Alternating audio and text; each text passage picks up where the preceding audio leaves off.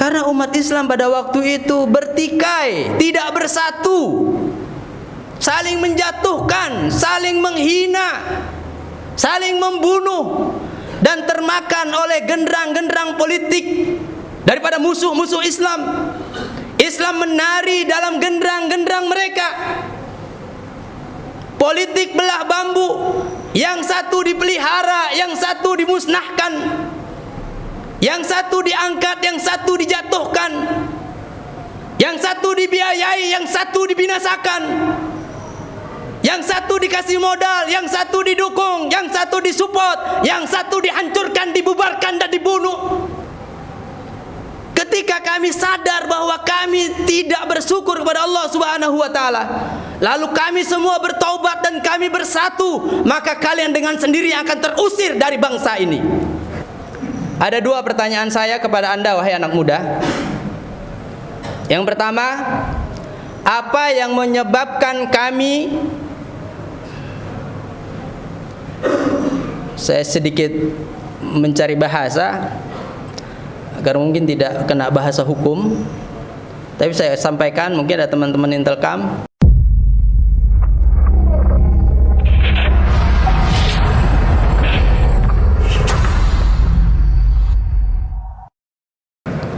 Innal hamdalillah nahmaduhu wa nasta'inuhu wa nastaghfiruhu wa natubu ilaih.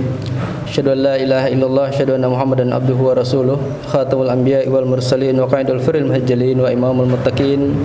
Sallallahu alaihi wasallam wa tabarakan ala zalika nabil amin, amma ba'd. Fayul hadirun, ittaqullaha haqqa tuqatih wa la tamutunna illa wa antum muslimun. Qala Allah ta'ala fil Qur'anil Karim, a'udzu billahi minasyaitonir rajim, wa'tasimu bihablillahi jami'an wa la tafarraqu. Wa qala Rasulullah sallallahu alaihi wasallam, la yu'minu ahadukum hatta yuhibbu li akhihi kama yuhibbu li nafsihi. Shadaqallahul azim. Pada tahmid dan taslim, pada kesempatan Jumat kali ini saya akan bawakan tema tentang taubat dari diam, tidak melakukan amar ma'ruf nahi mungkar. Ma'asyiral muslimin rahimakumullah. Suatu ketika di Baghdad pada tahun 1258, ada seorang tamu mengatakan, aku atau saya adalah tamu di sini, Anda adalah tuan rumah. Silahkan ambil barang-barang Anda yang kalian cintai, yang cocok untuk saya, dan tinggalkan tempat ini. Ma'asyiral muslimin rahimakumullah. Yang berkata saat itu adalah Hulagu. Dia adalah cucu daripada Genghis Khan, yang pendiri kerajaan Mongol pada waktu itu. Kemudian anak muda tadi yang disuruh mengambil barang-barangnya dan disuruh pergi dari istananya adalah cucu keturunan dari Khalifah Abbasiyah, dari dinasti Abbasiyah.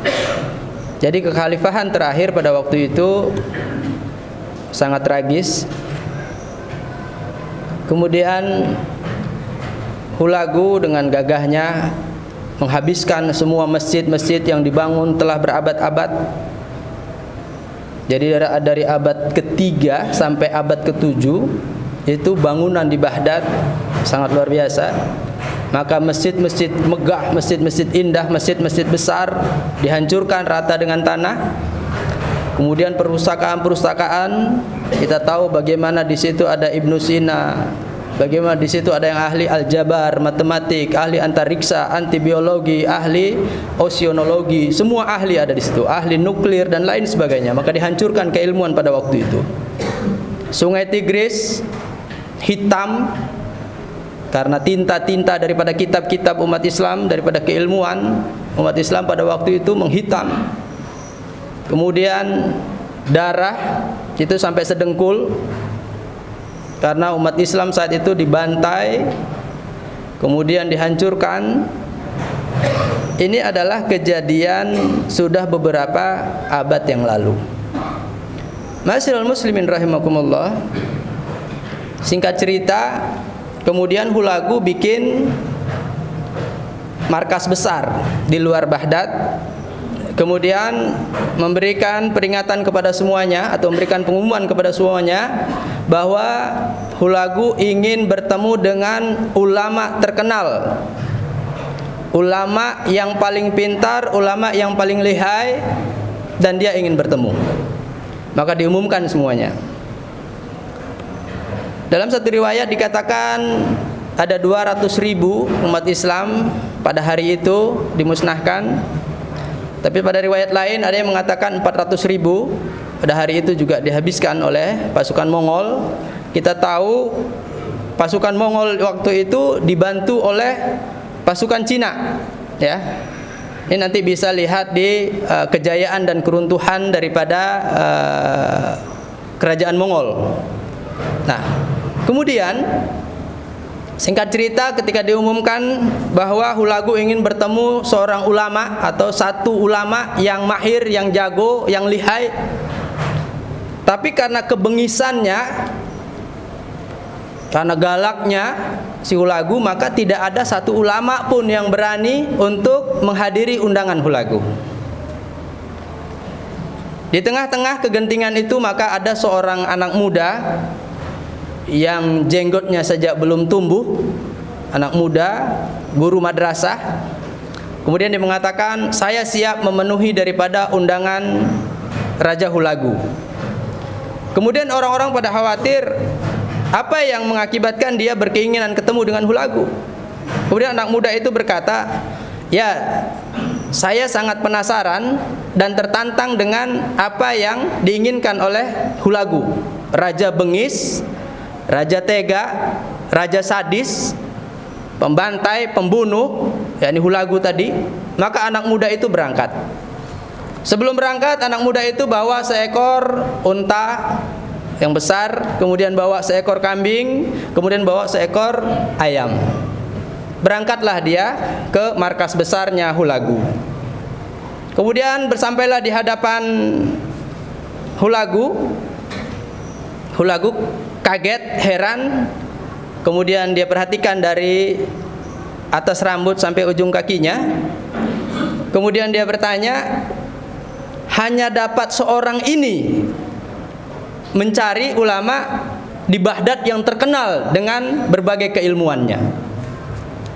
Mendengar ucapan itu, kemudian anak muda itu berkata, wahai Tuan, kalau Tuan mau ketemu yang lebih besar dari saya, di luar ada unta. Kalau Tuan yang bertemu dengan yang berjenggot, di luar ada kambing. Kemudian kalau Tuan mau bertemu dengan yang bersuara lantang, di luar ada ayam. Tuan bisa mau ketemu di Baghdad ini dengan yang model apa saja. Mendengar ucapan itu, maka Hulagu tercengang dan kaget, dan dalam hatinya berkata bahwa anak muda ini bukan orang sembarangan. Kemudian Hulagu bertanya, ada dua pertanyaan saya kepada Anda, wahai anak muda. Yang pertama, apa yang menyebabkan kami, saya sedikit mencari bahasa agar mungkin tidak kena bahasa hukum, tapi saya sampaikan, mungkin ada teman-teman Intelkam, saya sampaikan bahwa saya beragama Islam. Kemudian yang saya sampaikan bidala ilal kitab wa sunnah, yang saya sampaikan adalah kitab dalil dari Al-Quran dan Sunnah, kitab sucinya umat Islam. Dan saya menyampaikan di dalam masjid dalam keadaan khutbah Jumat. Masjid adalah tempat sucinya umat Islam, dan yang mendengarkan adalah jamaah-jamaah umat Islam yang beragama Islam. Maka apapun yang saya sampaikan di sini tidak ada pelanggaran hukum positif. Itu dulu. Ma'asyiral muslimin rahimakumullah. Kemudian Hulagu meneruskan pertanyaannya. Ada dua pertanyaan saya buat Anda, wahai anak muda. Yang pertama, apa yang menyebabkan kami bersama dengan kekuatan militer kami sampai bisa menduduki istana Anda di sini dan menduduki Baghdad hari ini? Kemudian anak muda itu menjawab, wahai Hulagu, ini adalah kesalahan kami. Kami yang kurang bersyukur atas nikmat Allah Subhanahu wa ta'ala atas bangsa kami. kami sibuk bertikai, kami sibuk ribut, kami sibuk saling menjatuhkan, kami sibuk mengejar pangkat, kedudukan, kekayaan, harta dengan saling mencaci, memaki, membunuh. Bapak, apa yang terjadi hari ini? Kenapa Allah mengirim engkau dan pasukan militermu yang kuat, yang tidak pernah terkalahkan itu? Kalian merampas kembali semua apa yang Allah titipkan pada kami. Ini adalah kesalahan kami. Saya ulangi, Hulagu dan pasukan militernya yang dibantu oleh Cina pada waktu itu, ini pasukan Mongol, bisa menguasai Baghdad dengan berbagai keilmuannya, dengan berbagai khazanah keilmuannya yang luar biasa, baik dari antariksa, biologi, kedokteran, kimia, semuanya keilmuan. Baik dari perbintangan, kelautan, kehutanan, semua keilmuan ada di situ. Dan berabad-abad itu menjadi perpustakaan terbesar dunia dan terlengkap. Tapi satu hari saja dihabiskan oleh Hulagu. Karena apa? Karena umat Islam pada waktu itu bertikai, tidak bersatu, saling menjatuhkan, saling menghina, saling membunuh, dan termakan oleh genderang-genderang politik daripada musuh-musuh Islam. Islam menari dalam genderang-genderang mereka.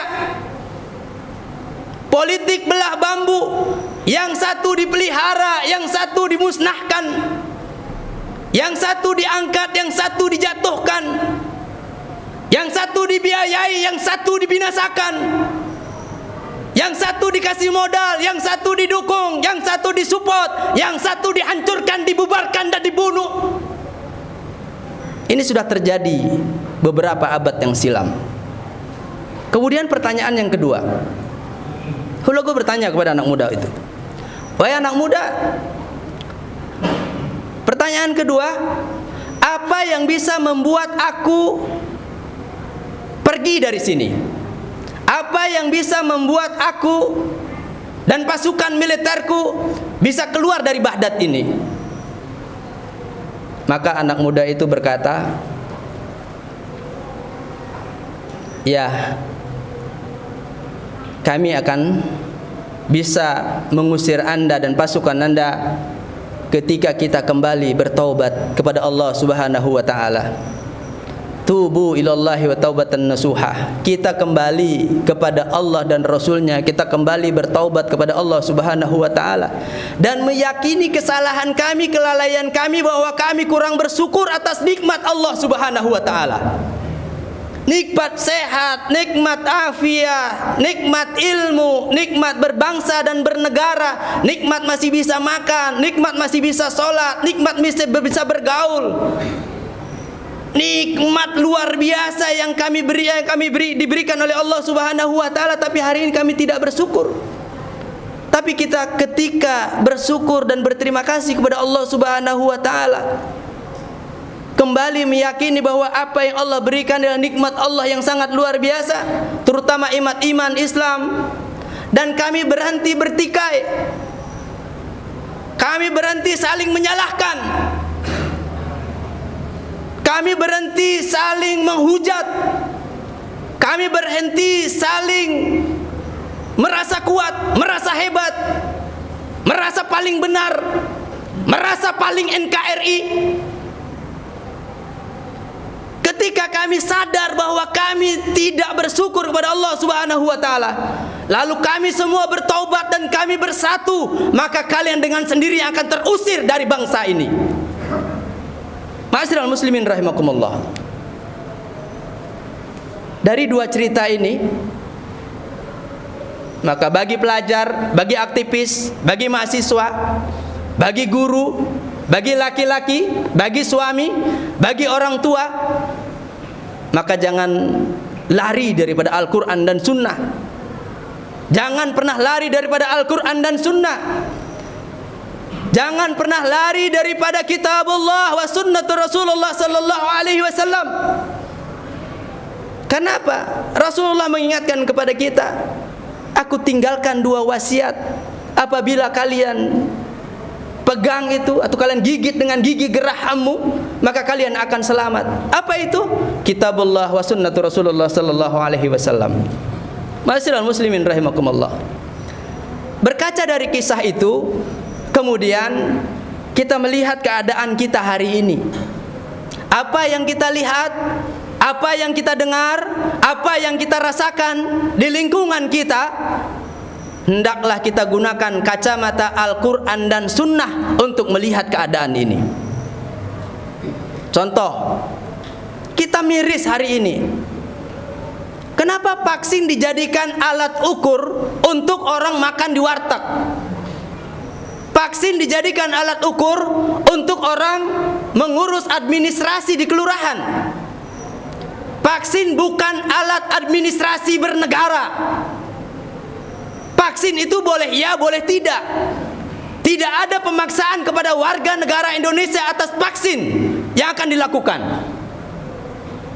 Kalau orang punya gejala jantung, ginjal, punya penyakit bawaan, sudah tua, tapi karena dia tidak banyak ilmu, dia orang awam, dia tidak cukup ilmu, dia tidak sadar bahwa dia dalam keadaan sakit, kemudian dipaksa untuk divaksin, kemudian banyak yang mati. Ma'asyiral muslimin rahimakumullah. Terus kita tentang vaksin? Enggak. Silahkan vaksin, tapi dengan cara-cara yang benar. Tapi kemudian tidak boleh pemerintah, tidak boleh negara memaksakan vaksin kepada orang, terutama kepada rakyat yang tidak mau divaksin, terutama kepada umat Islam. Ma'asyiral muslimin rahimakumullah. Lalu ada yang mengatakan, kalau kita melawan vaksin nanti ditangkap, nanti dipenjara, nanti ditembak, nanti dibunuh. Ya masyarakat syabab, wahai para pemuda, ishhad bi anna muslim. Saksikan bahwa kita adalah generasi muda yang berserah diri kepada Allah Subhanahu wa taala. Al jihadu sabiluna. Jihad di jalan Allah adalah jalan kami.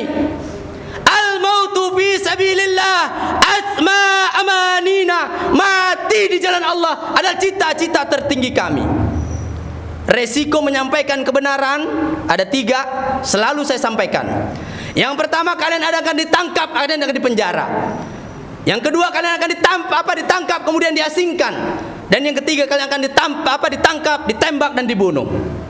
Ini sudah resiko perjuangan. Tapi bagi mujahid, bagi dai, bagi mukharrik, bagi penggerak, aktivis gerakan, aktivis dakwah, pendamping umat, pendamping kaum kusam, maka ini sudah menjadi bagian dari perjalanan hidup. Ketika kita di penjara, anggap saja kita sedang uzlah, bisa menulis kitab, bisa banyak belajar, bisa murojaah, menghabiskan hafalan di dalam penjara. Kalau kita diasingkan, anggap saja kita sedang tamasya, dijauhkan daripada kemaksiatan, daripada kemunafikan, daripada kebodohan, daripada kejahilan, ditembak, dibunuh, syahid, ishhad bi anna muslim iskariman aw mujtahidan. Barakallahu lakum bil Qur'anil azim wa nafa'ani wa iyyakum bima fihi minal ayati wa dzikril hakim. Aqulu qali hadza astaghfiru innahu huwal ghafurur rahim.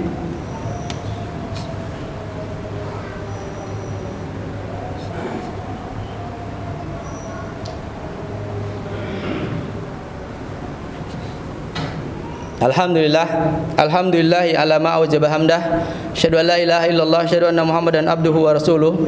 Khatamul anbiya'i wal mursalin wa qaidul firil muhajjalin wa imamul muttaqin. Sallallahu alaihi wasallam tabarakan ala zalikun nabiyil amin. Amma ba'd. Fayul hadirun, ittaqullaha haqqa tuqatih wa la tamutunna illa wa antum muslimun. Qala Allah Ta'ala fil Qur'anil Karim, a'udzubillahi minasyaitonir rajim. Bismillahirrahmanirrahim. Innallaha wa malaikatahu yusholluna 'alan nabi. يا أيها الذين آمنوا صلوا عليه وسلموا تسليما اللهم صل على محمد وعلى آل محمد كما صليت على إبراهيم وعلى آل إبراهيم وبارك على محمد وعلى آل محمد كما باركت على إبراهيم وعلى آل إبراهيم في العالمين إنك حميد مجيد ورضي الله عنهم ساداتنا أبي بكر وعمر وعثمان وعلي وعن بقية الصحابة رسول الله العلي العظيم وعلينا معهم برحمتك يا أرحم الراحمين اللهم اغفر للمسلمين والمسلمات والمؤمنين والمؤمنات الأحياء منهم والأموات يا قاضي الحاجات ربنا هب لنا من أزواجنا وذرياتنا قرة أعين واجعل المتقين إماما ربنا ظلمنا أنفسنا وإن لم تغفر لنا وترحمنا لنكن من الخاسرين حسبنا الله ونعم الوكيل نعم المولى ونعم النصير لا إله إلا أنت سبحانك إني كنت من الظالمين اللهم فقهنا في الدين وعلمنا بالتأويل اللهم فقهنا في الدين وعلمنا بالتأويل اللهم فقهنا في الدين وعلمنا بالتأويل اللهم أرنا الحق حقا واتباعه وأرنا الباطل باطلا واجتنابه لا حول ولا قوة إلا بالله العلي العظيم رب اغفر لنا ولوالدينا وارحمهما كما ربيانا صغارا ولجميع المسلمين والمسلمات والمؤمنين والمؤمنات الأحياء منهم والأموات يا قاضي الحاجات ربنا آتنا في الدنيا حسنة وفي الآخرة حسنة وقنا عذاب النار عباد الله إن الله يأمركم بالعدل والإحسان وإيتاء ذي القربى وينهى عن الفحشاء والمنكر والبغي يعظكم لعلكم تذكرون ولذكر الله أكبر